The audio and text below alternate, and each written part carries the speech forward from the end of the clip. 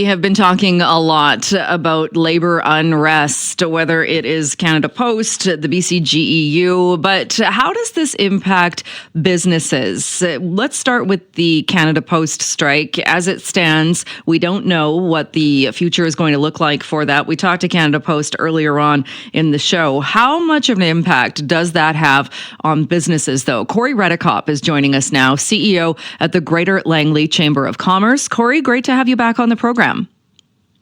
Yeah, good to be with you. How you doing? Very well. How about you?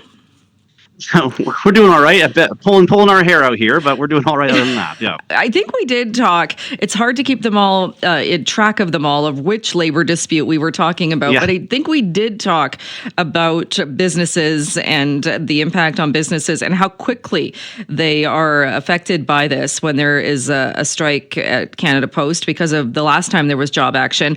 When you heard that the union, the membership walked out yesterday, there was a nationwide strike. What was your first response? Just a big eye roll. I mean, yeah, the fact that we can't keep track of how many strikes there's been across the entire economy tells you something, doesn't it? But this is so frustrating. Let's be clear. This is the union throwing a fit. This is the recommendations coming out of the government yesterday were not a surprise. We know they were in the report months ago. They were pretty reasonable to anyone, I think, who's objectively looking at them. And to then suddenly go off with no notice and again freeze the system. This is what we did last time, where we had, at least we're not right in the middle of the holiday season, but we're getting close again. And we're going to have the same issues with shipments are now stuck, checks are now stuck, marketing's been closed. It's just frustrating that we can't seem to run a national postal service here. So either kind of get on with it or get out of the way. Did you hear from businesses when this happened before and businesses were looking for other options, especially because it was that busy holiday season? Were there businesses that you're aware of that did find other ways, workarounds for Canada Post and didn't return? 100%. 100%. There's businesses that moved. If a big part is parcel shipment, a lot of those have just figured out their own ways of doing things with other suppliers now. So it's gone from Canada Post, and that was a profitable avenue for them. And even the businesses that have to pay things by check, that's still the way lots of businesses like to do things, or in some cases have to do things. But many of those have started to have begrudgingly or had to be moved online.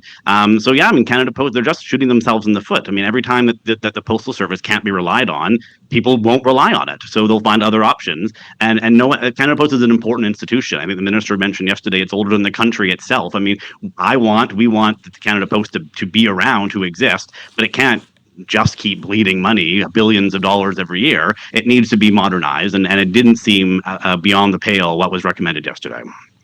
And when you talk about the businesses with checks that might literally be in the mail and are now stuck in the mail, what other, I mean, obviously you don't have any control over that. It's wait and see when things start moving again. But are there specific businesses that you're aware of that are more dependent on Canada Post? Yeah, and I think the thing that people don't realize is that in business to consumer, yeah, I pay my utility bill online, I pay my Visa bill online. That makes sense. In business to business, a lot of times those bills are enormous. If you're getting if a building's getting done, or trades work, or you're getting services done for your business from another business, those can be very large sums of money, which you don't put that on a credit card. That doesn't work that way. So a lot of businesses pay those things by check. There's a cash flow matter where you get the invoice and you pay it in a certain amount of time. I'm a not-for-profit here at the Chamber. We have to pay things by check because you have to have two signatures and everything. There's lots of reasons why businesses would be using checks for paying invoices, and a lot of people prefer to get an invoice in the mail and not have. I have 100 emails a day. Like, if something's in email, it's going to get missed. Sometimes if something arrives by mail, I actually look at it, and that's the way a lot of businesses operate. So there's lots of reasons why, and lots of sectors that still rely on Canada Post for lots of reasons, and the mail service is something that needs to be there, and for it to be just again suddenly shut down. And the frustrating thing is, I mean, if the bus drivers go on strike, they don't lock the bus with you in it. So let them finish the mail that's in the system. Deliver that. If you want to stop taking new things, fine. But last time we had this, I had businesses that had $500,000 in receivable in the mail, and the businesses aren't going to recut a check or repay that. They've already paid it. That's not their fault. You haven't received it. So I already heard last night from businesses that had just put things into the system for shipment or had just sent out a bunch of invoices, and now those are all stuck. And it's just a pain for businesses to have to deal with when things aren't going swimmingly for a lot of businesses right now. It's a tough economy, and to shut down how they market, how they ship, how they invoice, how they pay is just a foolish step. Is it also because of how this happened? When this happened last time, we got the 72-hour strike notice from the union. There was at least that amount of time for businesses to don't mail the check, or at least they had some control over what they did in that 72 hours if you were hedging on the side that, yes, there was going to be a strike. This time, we had the announcement from the federal minister, the union clearly wasn't happy with the immediate walking out, not giving that notice. Did that make it even more difficult for businesses?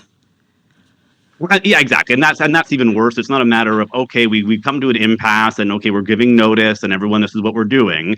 And it'll ramp up from there. This was them picking up their toys and stamping home because, and it was just suddenly, all of a sudden, as I said, I had businesses that were just gotten back from the post office. So I think the idea that you're just going to suddenly stop the system altogether, that's what caught a lot of people off guard, and it's what made a lot of people shake their heads and say, "Are you kidding me?" So I think that's the real challenge. But just the frustration that businesses feel, that I feel, when all of us are having to figure out in business all the time, how do you modernize? How do you stay current? How do you stay relevant? And yeah, I mean, community mailboxes is the norm out here in Langley, and it's no one's died from it. It's fine. We can handle it.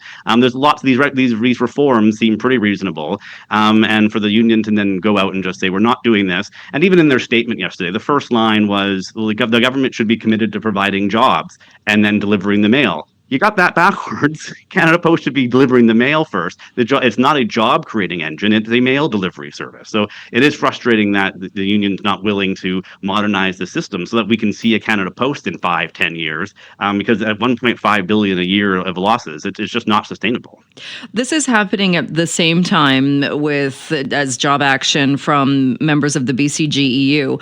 The good news there today is the two sides have agreed to get back together. I think that's going to be happening on Monday. But I would imagine you also have businesses that are restaurants or other types of businesses that have also been caught up in that and are wondering about liquor delivery and how that's going to impact them. Exactly, and again, we just went through this 2-3 years ago. So again, my message, I think a lot of people in the business community, the message we're starting to say is, well, if you can't deliver this service, government doesn't have to be the one to deliver the liquor. We can figure that out on our own. So either get on with it or get out of the way again. So yes, we just had a networking event this morning that was at a local restaurant.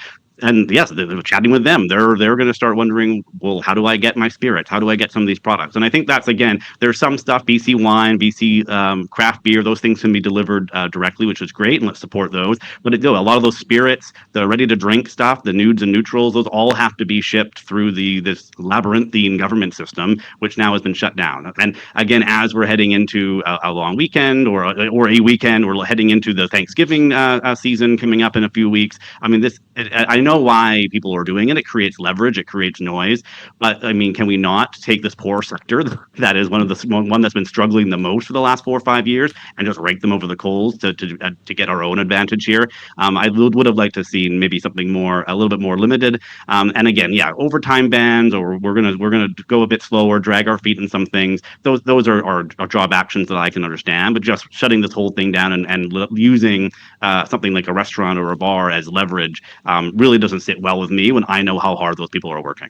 You make an interesting point there as well when you talk about the system itself. And I've seen some comments about this saying perhaps a silver lining could be we're actually looking at the liquor distribution system and how antiquated that is. Like you said, everybody has to get it through the government, and we get it. That's why they're targeting the liquor distribution. Some have come forward too and said even that system, though, when everything's running the way it should be, it's still not all that efficient. It doesn't mean people are getting their liquor orders the way they want, and that's always working. So could there potentially be a silver lining in that maybe we look closer at that and see what needs to be improved? I'd love to see that happen. We've got a few recommendations we've sent to the ministry over the years on how we can modernize this a bit, and not even talking about why is government doing it at all. But there's lots of steps in between that we can get this a little bit more efficient, because it does make not a lot of sense if I'm making a beverage on one side of the street, I'm going to send it all the way to the Richmond distribution center, and then they're going to send it all the way to the bar across the street. Like, surely there's a better way of doing that. And yeah, we hear from businesses all the time, and it's a common concern that there's SKUs or picks that don't get done right, or they're only delivering on certain days. They don't have the volumes they need. It's not the most efficient system to begin with. So yeah, again, just like Canada Post, I mean, if we're going to keep causing labor disputes, and we're going to stop running this service as the government's doing, well, then, yeah, maybe it does beg the question, well, why are we running the system this way at all? And surely there's a more efficient way. There's other provinces that government still gets revenue, but it's not the government's job to deliver the wine and the beer. I'd love for us to start having some of those conversations. Cory Redekop, we'll leave it there for today, but thank you for coming back on the show. Yeah, thanks, Jill. Cross your fingers for us that we get out of this quick. Yeah.